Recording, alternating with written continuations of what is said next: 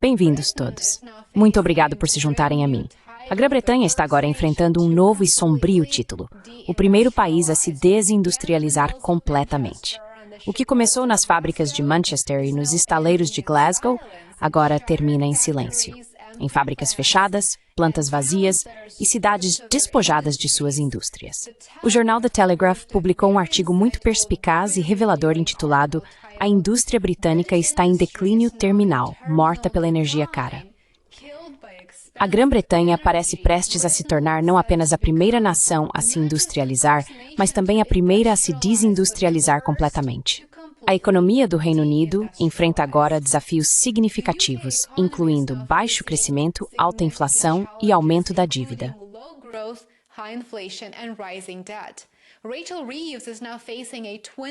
Rachel Reeves agora enfrenta um rombo orçamentário de 20 bilhões de pounds, já que a produtividade do Reino Unido foi rebaixada. Vamos dar uma olhada. O governo está enfrentando um déficit nas finanças públicas maior do que o esperado enquanto se prepara para o orçamento do próximo mês. Um rebaixamento no desempenho de produtividade do Reino Unido, feito pelo órgão oficial de previsões do governo, pode deixar a chanceler com um déficit de 20 bilhões de pounds para cumprir suas regras fiscais e de gastos, segundo a BBC. Rachel Reeves confirmou que tanto o aumento de impostos quanto os cortes de gastos são opções para o orçamento do próximo mês.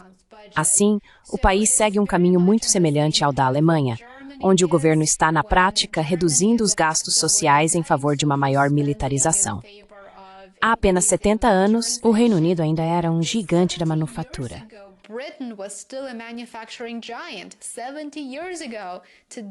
70 anos atrás, o Reino Unido ainda era um gigante da manufatura. Hoje, a produção caiu de volta aos níveis do pós-guerra e, em alguns setores, está ainda mais baixa do que isso.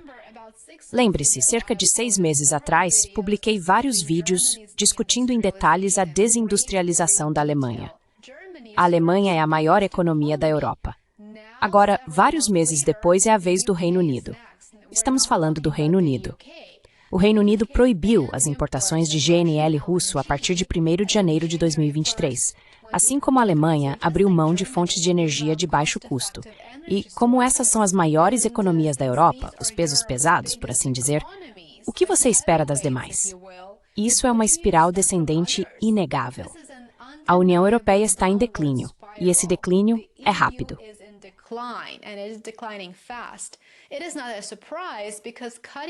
Não é surpresa, porque se desconectar daquilo que alimenta sua prosperidade, a energia russa barata, vai ter esse efeito. Isso desestabiliza suas economias, cria ainda mais agitação social dentro dos seus países e, é claro, leva a uma maior instabilidade política. Estamos vendo isso na Alemanha, no Reino Unido, na França e em outros países europeus. Infelizmente, é um ciclo vicioso, muito vicioso. O The Telegraph escreve que a produção de carros na Grã-Bretanha caiu 35% no mês passado, atingindo o nível mais baixo em 73 anos. O ataque cibernético à Jaguar Land Rover pode ter provocado a queda mais recente, mas a tendência já vem de longa data.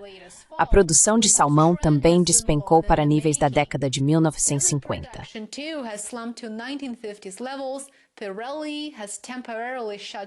A Pirelli fechou temporariamente 2 fábricas de pneus em Staffordshire e Cumbria, embora todos saibam que paralisações temporárias muitas vezes se tornam permanentes.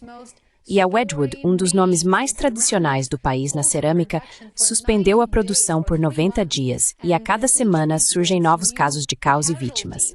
Fábricas que sobreviveram a guerras, recessões e até as reformas de Thatcher agora estão fechando suas portas para sempre. É claro que isso não se trata apenas de empresas. Antes de tudo, trata-se de pessoas. As dezenas de milhares de funcionários estão sendo demitidos ou dispensados completamente. E onde eles vão procurar emprego quando a economia do Reino Unido está fora de controle? O que essas pessoas fazem?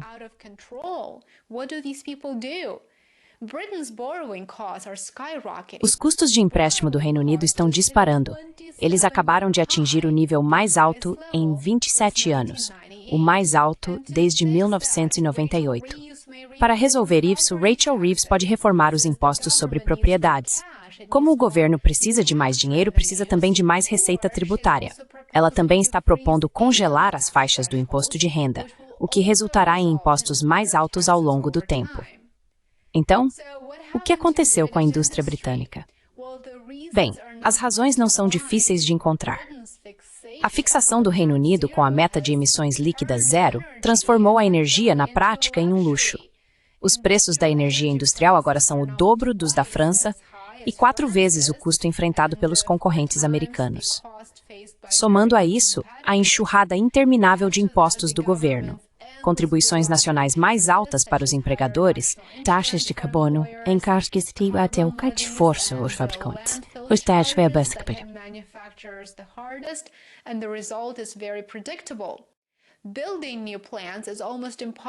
Construir novas fábricas é quase impossível sob o atual regime de planejamento. O Reino Unido simplesmente se tornou um lugar inviável para produzir qualquer coisa, ter um negócio, administrar uma empresa ou prosperar. Fábricas que resistiram à guerra, à crise do petróleo e às profundas recessões do século passado agora estão realmente desistindo, e não por causa da concorrência, mas por causa do fracasso das políticas. Custos de energia, burocracia e impostos climáticos fizeram o que a guerra e a inflação não conseguiram.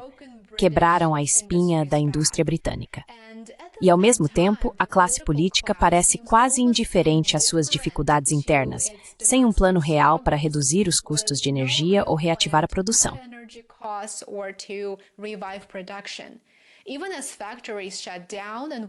Mesmo com o fechamento de fábricas e a perda de empregos pelos trabalhadores, não há realmente nenhum senso de urgência. Não vemos isso. Nenhum reconhecimento de que se trata de uma emergência nacional em formação. Quando uma fábrica fecha, raramente reabre, porque os trabalhadores qualificados precisam seguir em frente. As cadeias de suprimentos se desfazem, os fornecedores também seguem em frente e os mercados são perdidos para sempre. O que é muito curioso é que, enquanto o governo do Reino Unido não tem um plano concreto para lidar com a completa desindustrialização do país, o que prejudica consumidores e empresas no Reino Unido, ele se orgulha de enviar bilhões de dólares ao regime de Zelensky para manter a guerra por procuração na Rússia. Se dermos uma olhada rápida no site oficial do governo britânico aqui, veja só.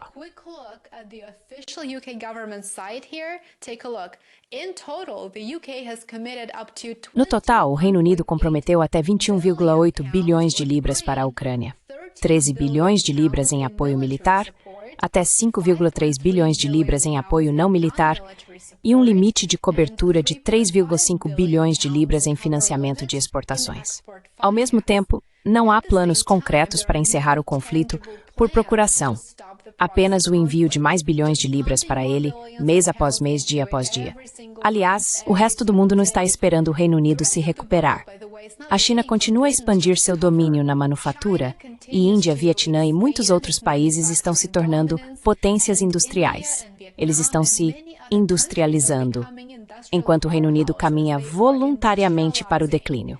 Portanto, se e quando a manufatura britânica começar a se recuperar, se quando isso acontecer, provavelmente não nervosidade ou concorrentes difíceis estrangeiras.